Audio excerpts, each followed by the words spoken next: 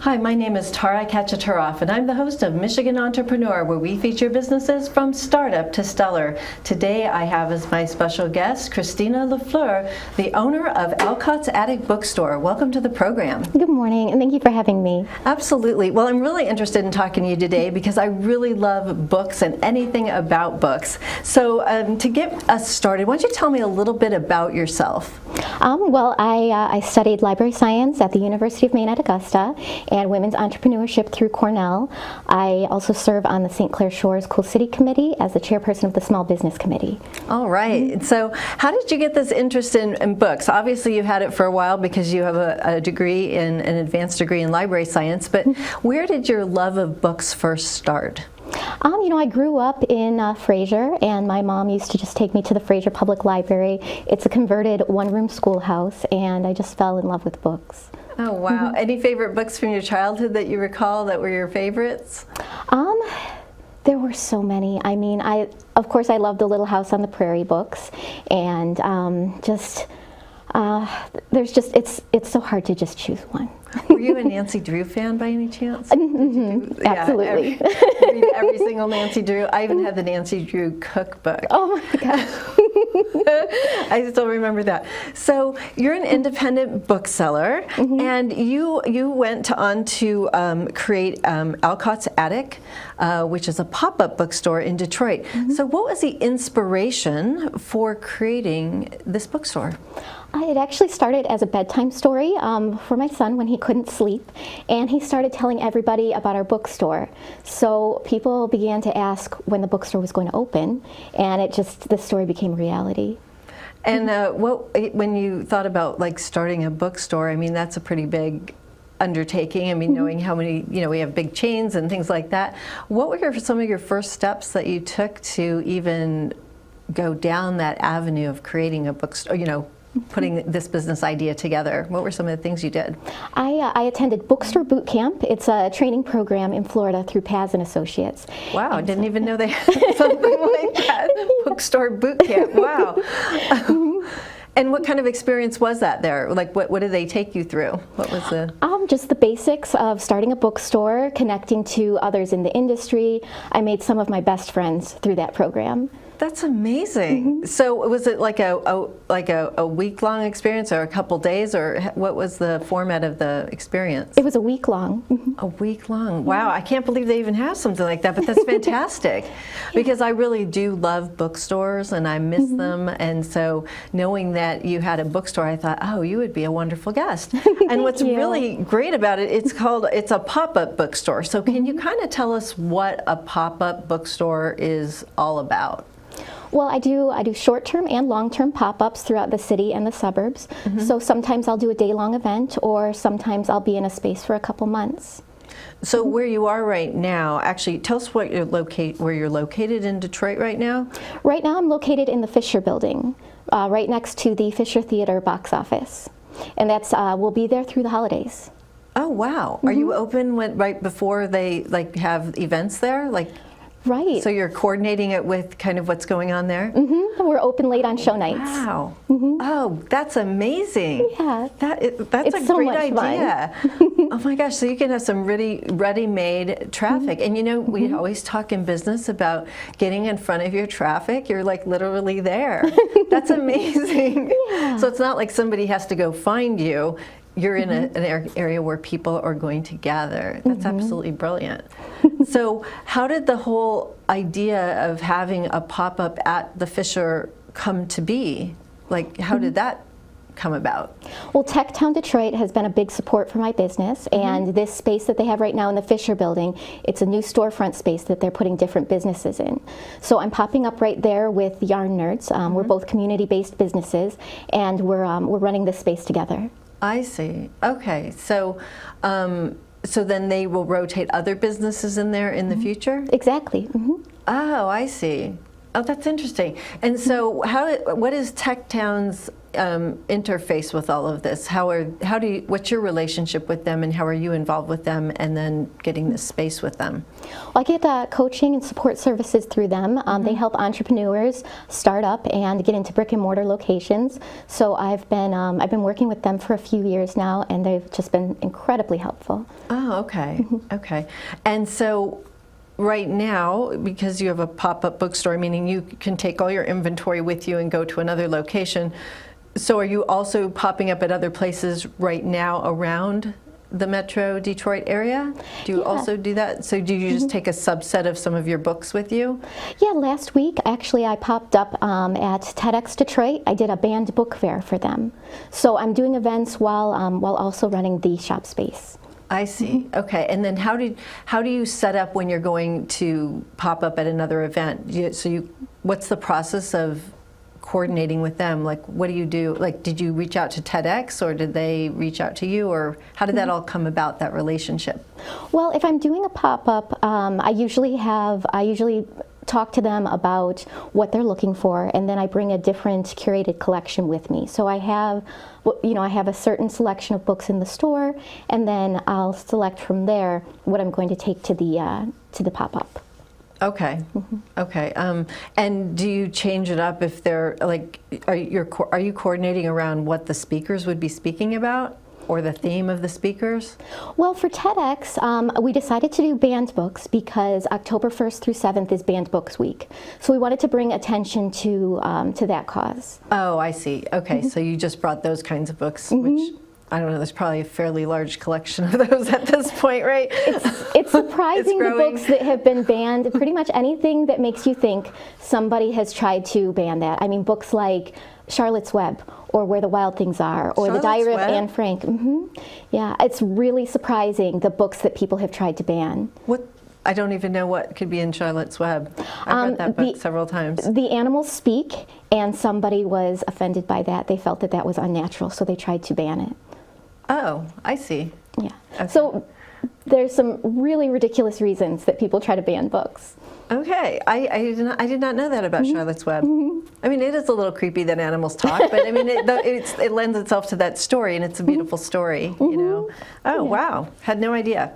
All right, so when it comes to, you're an independent bookseller, and you've got to make different kinds of decisions because you're not like a large box. You're not Amazon. You're not Borders. Well, actually, Borders is not even here anymore, sadly. You're not Barnes and Noble. But how do you go about curating the books? Like, what the name of your store is Alcotts Attic, which we'll talk about the title in a second. But how do you go about finding the books that are going to be the right fit? Because it's about you too. You're expressing your personality, but how do you go about doing that? The books in my collection are usually books that either I've read and enjoyed or have been recommended to me by friends who are librarians or booksellers. Okay. Okay. And do you meet with these people regularly, or is it just like casual conversations, or how do you do that? I would say that I see them pretty regularly, or I talk to them online. And are you how are you going about getting the books? I mean, how do you source your books? Because, I mean, are you buying them through the bigger box stores, or like, how are you getting them? Or are you buying them used, or how are you? I source my books through the publishers. Oh, okay. Okay, so you're buying them, and do you get special pricing for that, or? Oh, absolutely, yeah. There's special pricing for bookstores through the publishers directly. Oh, I see. So you're putting through orders through your mechanism for independent booksellers. Right. I see. I didn't even know they had that. Okay, I wasn't sure. Are you selling any used books in the store, or are these all brand new imprints? All brand new. Okay. Okay. And so what makes your bookstore, actually, let's talk a little bit about why you named your bookstore Alcotts Attic. I think I know because I read about it. But why don't you tell us why you chose that name, and was it hard to choose a name? It was hard to choose a name. I wanted to get it just right, but I'm drawn to books that are about strong female protagonists. And so my bookstore's name is, of course, based on Little Women and the attic where Jo wrote plays for the March children to perform. Okay. And you know, I hate to say this and admit it on TV, is I have never read that book. I had it for years and I just couldn't, for some reason I didn't read it, but I certainly know the title. And maybe I should read it. Maybe it's a sign, right? Yeah. Well, I'm excited for you because you get to read it for the first time now. Right, right. I mean, we had it in the house for like decades, seriously. Oh my gosh, that's so funny. So, I know that you said that you're looking for books that have a strong female protagonist, but how are you? You know, you have books that probably obviously have historical context, like Little Women and other things, or you know, even Charlotte's Web or things like that. It was the spider, right? I can't remember the spider's name. Charlotte. Charlotte. Charlotte was the spider. That's right. Charlotte. What was the pig's name? Wilbur. Wilbur. That's right. It's been a while. It's been like about 40 years since I read the book, but. How do you go about looking for contemporary books that are in that space as well? I mean, because I mean, are you looking at a certain period of time when you're looking at books, or are you trying to just keep up with everything as we go into the future? You know, are you keeping up with stuff today, or are you kind of doing a historical Absolutely keeping up with stuff today. I keep an eye on the Indie Next list so that I can see what other booksellers across the country are reading and recommending. Oh, okay, okay. So it's not always just from you. You're looking around and just taking signals from other things as well. Absolutely. Okay. And in terms of the amount of inventory you carry, how much inventory do you have approximately? Well, the space we're in right now is 1,000 square feet, but we are sharing with another business. So we have about 500 square feet that we've filled with books. So do you have 1,000 books in there? That sounds about right. 1,000? Okay. And are they all? Do you have it all set up like by genre and stuff like that? How do you have it all set up? I do. So we have a fiction section and a nonfiction section. We have a nice corner for the kids with a little table and a Pride and Prejudice play set for them to play on. And then we have a lot of items in addition to books that are like book themed sidelines. So purses like this right here, book scarves. Yeah, and book themed teas. So just a lot of fun items for book lovers. So why don't you show us this purse? Why don't you show it to us? So this is a purse, and it says on the front, "The Great Gatsby." Interesting. So do you have other purses like that? How does it open? So does it it open? Opens like this. Oh wow. Yeah. Interesting. Oh, what does it say on the back? So it has a nice quote. So we beat on boats against the current, borne back ceaselessly into the past. Wow, interesting. So this is a Great Gatsby purse. You're looking for that unique kind of gift for the holidays. Wow, that's interesting. And we have lots of other titles in the store. We have Alice in Wonderland, Emma, Pride and Prejudice, 1984, Dracula. So there are a lot of different you have a whole range of books. Yeah. Do you sell the book Dracula? We do. You do? Okay. We have a really nice cloth-bound edition of Dracula in stock right now. Wow. Do you have any like collectors edition type books in there? Absolutely. I try to carry some really beautiful decorative editions as well. Yeah. Okay. Especially with Christmas coming up. Those make a great gift. Right, right. And so what other things do you do to create that unique ambiance of going into a bookstore that we all used to love? They used to be everywhere.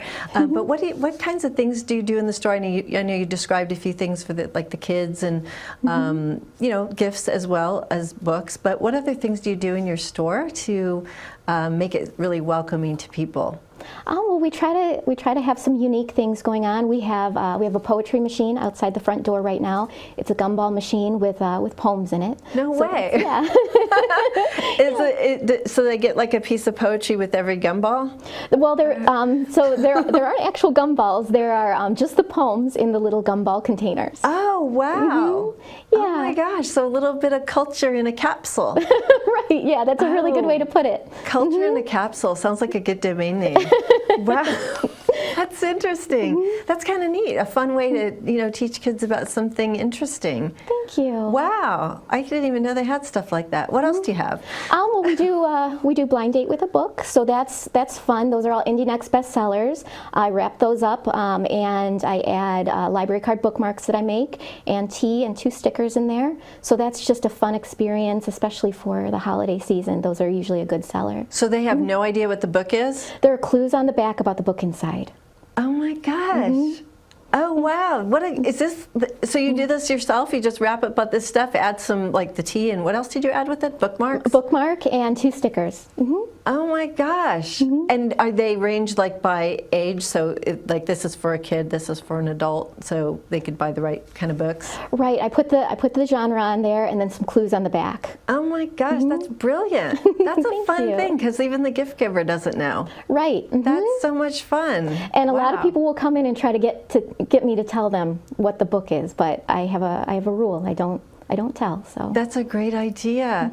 And could somebody come in and say they want something in a genre, and then you could put together something like that? Could they call ahead and maybe have something custom put together? I don't know. That might be a new business line. Maybe I should do that. Dial a blind book, because what a great idea. Thank you. I have to share this with a friend of mine. She teaches people how to write books, and I have got to share that idea. What a wonderful idea. I love that. I love that. So what has been the reception for your pop-up bookstore in the Fisher Building right now, and various places that you've brought it? How are people reacting to that? Because a lot of people haven't seen a bookstore in a while because there's so few of them anymore. Oh, it's been a great reception. I mean, everybody's been really supportive, and lots of people coming in, lots of social media attention, and the community of businesses in the Fisher Building is just wonderful. Are there a lot of businesses in the Fisher Building? Because I'm not really familiar so much with it. Yeah, there are, and it's just everybody works together to build each other up. And you're on the first floor, correct? So when you come in there, is it mainly the Fisher Theater, or is it kind of a lobby to the building? I've not been. I think I've only been in there once, and I don't even remember. Oh, yeah, it's so long ago. Yeah, there's the Fisher Theater, and then on that first floor there are just a variety of businesses. Okay, and you're right off near where you said where the box office is. Yeah, we're right next to the box office. God, what a great location. Yeah, and there are quite a few Techtown businesses in there too. Oh, I see. Okay, so they've got like a fairly extensive kind of partnership with them. That's wonderful. So you know some of the other shop owners as well, right? Because you've either met them through training or experiences that you have through Techtown. Right, yeah. Okay, so you've got like a built-in community. That's kind of neat because you all like met in one domain, but you're still kind of all together in another domain. Yeah, absolutely. So after your experience concludes there, so I guess after the holidays, how do you find the next location? Like, how do you know, like, where will you go? Well, we've been running as a pop-up for about 3 years now, and it is a lot of fun, but it seems like it might be time to get a permanent brick-and-mortar space. So Move to Birmingham. We need a bookstore. That would be great.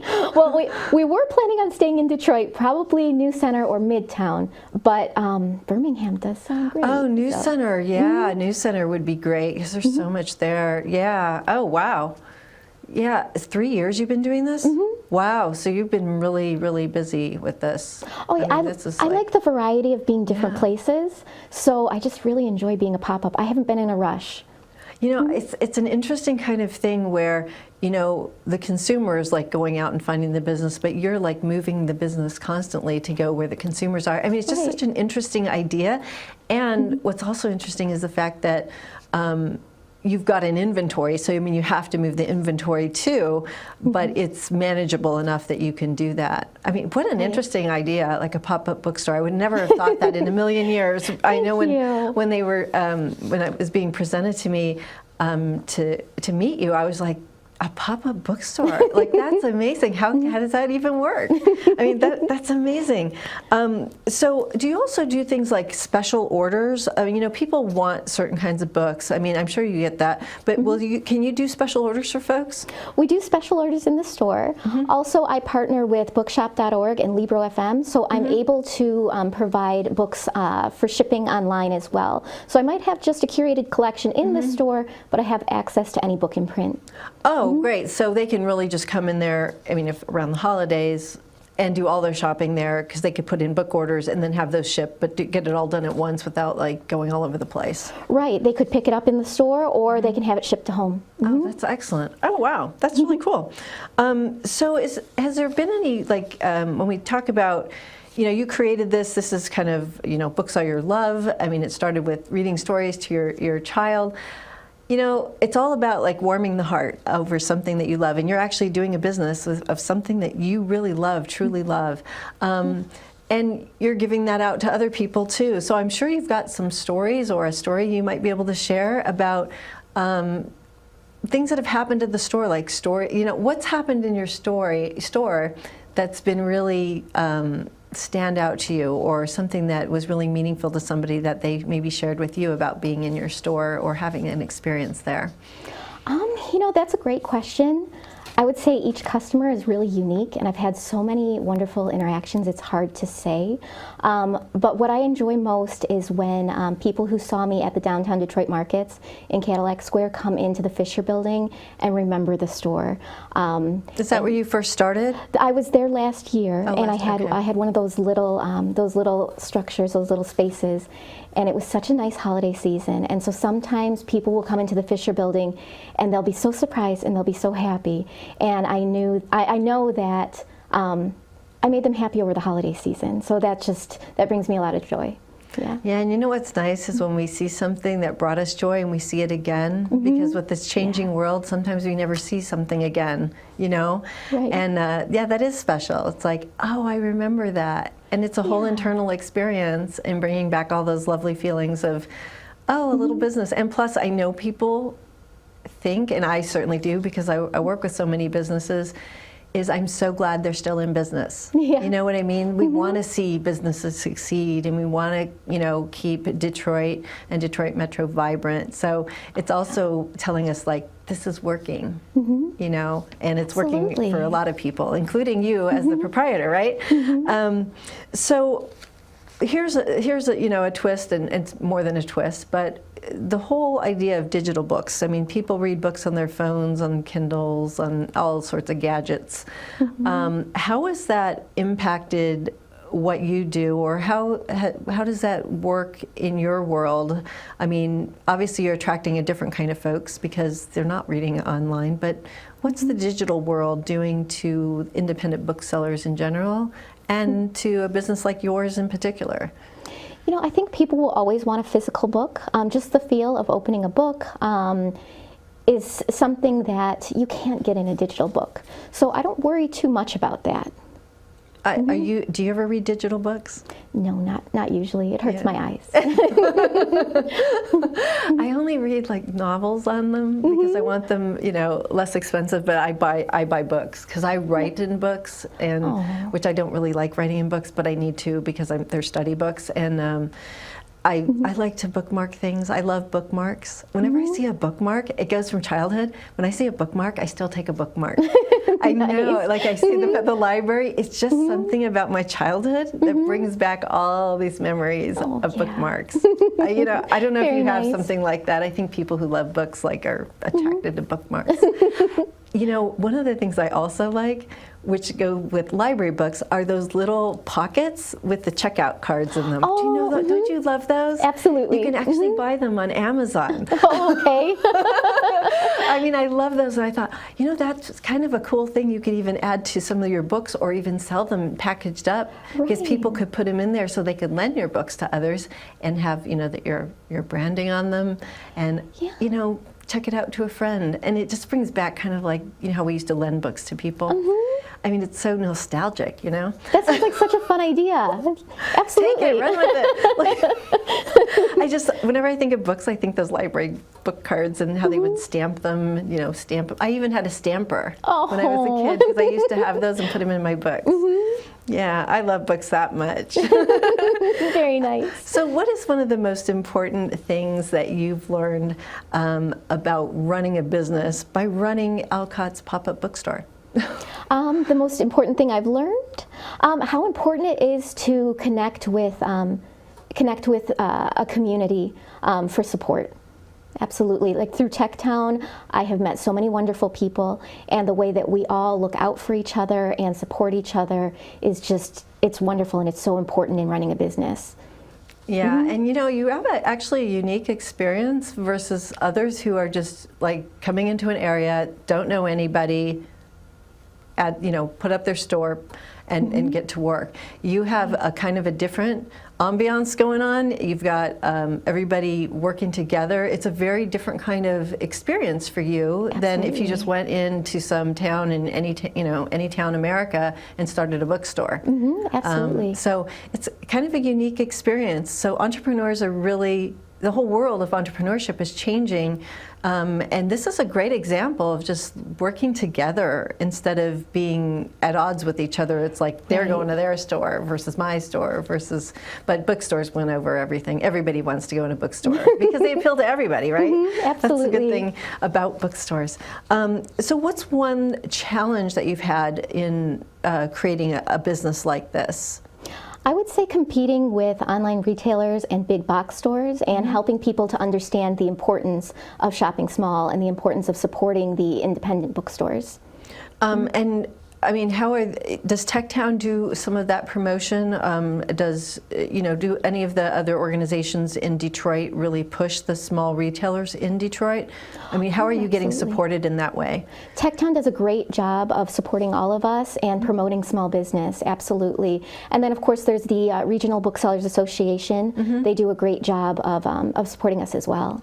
Okay, so you have a regional. Is it done by area of the country? Like, is it like Midwest, or how is it done in terms of that? Right. What's the area that it's covering? The Great Lakes region. The Great Lakes region. Okay. And then there's also the American Booksellers Association. They also do a good job of supporting us. So okay, they're wonderful. And if I could ask you, like, what's the thing you love most about the work you do? Connecting with people. Connecting with people. When people come into my store, I think of it as friends coming in to talk books, and I have the best time and the best conversations. All right, yeah, and they've got to be great conversations because people who love books just love books. I mean, you don't walk in there unless you're a book lover, and pretty much everybody at some level is a book lover. You know what I mean? Yeah. I don't care who you are and what age you are. Kids are fascinated with them. I mean, adults love them, and people are always looking for gifts, right? Absolutely. A book is always a good gift. Absolutely. It's very memorable, and people aren't going to throw it away. Because people have that guilt around getting rid of books. You know what I mean? All right. So, well, we come to the end of our time, and it's been so fascinating to learn about Alcotts Attic. I'd like to ask you one last question, and it would be, what is your advice to entrepreneurs? I would say to connect with like-minded people in your industry who will support and encourage you. If you find your community, you'll find your way. All right. I want to thank you so much, Christina Lefleur, owner of Alcotts Attic Bookstore. Thanks so much for being a guest on today's program. Thank you so much for having me. Absolutely. If you'd like more information about our program, please visit us at MichiganEntrepreneurTV.com. Please join me again in the future when I interview another enterprising entrepreneur. Until then, wishing you the best of business.